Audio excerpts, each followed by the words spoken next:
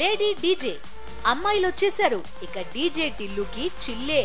పూర్తి వివరాలకు చదవండి రేపటి సాక్షి హైదరాబాద్ ఎడిషన్.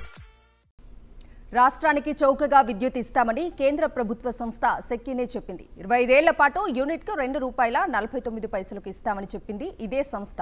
అంతేకాదు అంతర్రాష్ట్ర విద్యుత్ సరఫరా ఛార్జీలు కూడా మినహాయిస్తామని కూడా ఆఫర్ చేసింది. ఇందుకు ఆధారం సెక్కీ రాసిన లేఖే.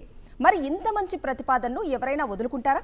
ఇంత పారదర్శక ఒప్పందంలో స్కామ్ ఎక్కడ ఉంటుంది? అసలు కేంద్ర రాష్ట్రాల మధ్య లాంఛనాలకు తావెక్కడ? దీనికి సమాధానం చెప్పగలరా?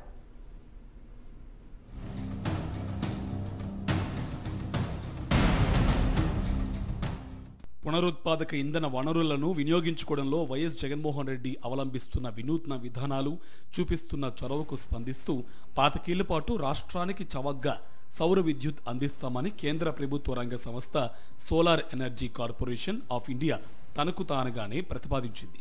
అందుకు 2020-21 సెప్టెంబర్ 15న సెకీ రాసిన లేఖే తిరుగులేని ఆధారం. వేరే ప్రయత్నాలు అవసరం లేదని, అతి తక్కువ ధరకు యూనిట్ ₹2.49కు తామే అందిస్తామంటూ సెకీనే ఆ రోజు రాష్ట్రానికి లేఖ రాసింది. రైతుల జీవన ప్రమాణాలు మెరుగుపరిచేలా వ్యవసాయానికి పగటిపూట ఉచితంగా 9 గంటల పాటు నిరంతరాయంగా నాణ్యమైన పునరుత్పాదక విద్యుత్ను, అది డిస్కంలపై ఎలాంటి అధిక భారం పడకుండా అందించాలనే జగన్ వినూత్న ఆలోచనను కేంద్ర సంస్థ ఆ లేఖలో కొనియాడింది. 6400 మెగావాట్ల సామర్థ్యంతో సౌర విద్యుత్ కేంద్రం ఏర్పాటుకు ఆంధ్రప్రదేశ్ టెండర్లు పిలిచిందనే విషయం తమకు తెలిసిందని, అయితే తామే చౌక ధరకు సోలార్ విద్యుత్ను 25 ఏళ్ల పాటు సరఫరా చేస్తామని ఆ లేఖలో తెలిపింది. 2024 సెప్టెంబర్లో 3000 మెగావాట్లు, 2025 సెప్టెంబర్లో 3000 మెగావాట్లు, 2026 సెప్టెంబర్లో 3000 మెగావాట్లు చొప్పున మొత్తం 9000 మెగావాట్లు ఇస్తామని వివరించింది. 25 సంవత్సరాల పాటు ఇంటర్ స్టేట్ ట్రాన్స్మిషన్ సిస్టమ్ ఛార్జీల నుంచి రాష్ట్రానికి మినహాయింపు కూడా ఇస్తామని చెప్పింది. తామిచ్చే టారిఫ్ యూనిట్ ₹2.49 వల్ల వ్యవసాయ విద్యుత్కు ప్రభుత్వం ఇస్తున్న సబ్సిడీ భారం కూడా తగ్గుతుందని పేర్కొంది.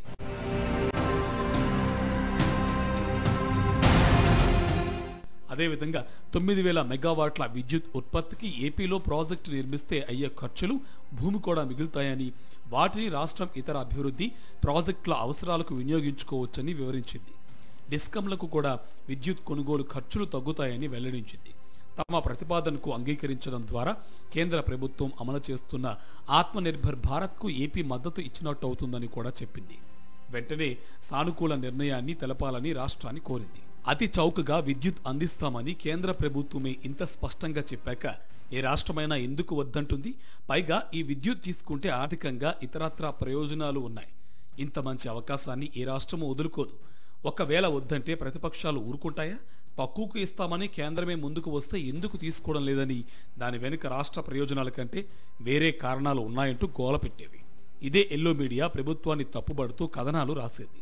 అలాంటి అవకాశాన్ని ఇవ్వకుండా అప్పటి ముఖ్యమంత్రి వైఎస్ జగన్మోహన్ రెడ్డి వెంటనే కేంద్ర ప్రభుత్వ ప్రతిపాదనను మంత్రి మండలి సమావేశంలో ప్రవేశపెట్టారు. మంత్రులంతా ఏకగ్రీవంగా సెకీ ఒప్పందానికి అంగీకారం తెలిపారు. అనంతరం కేంద్ర రాష్ట్ర ప్రభుత్వాల మధ్య 7000 మెగావాట్ల విద్యుత్ కొనుగోలుకు ఒప్పందం కుదిరింది. ఇలా కేంద్ర ప్రభుత్వ సంస్థ సెకీనే స్వయంగా విద్యుత్ ఇస్తామంటూ ముందుకు వచ్చిన వ్యవహారంలో స్కామ్కు ఆస్కారమే ఉండదన్నది స్పష్టం.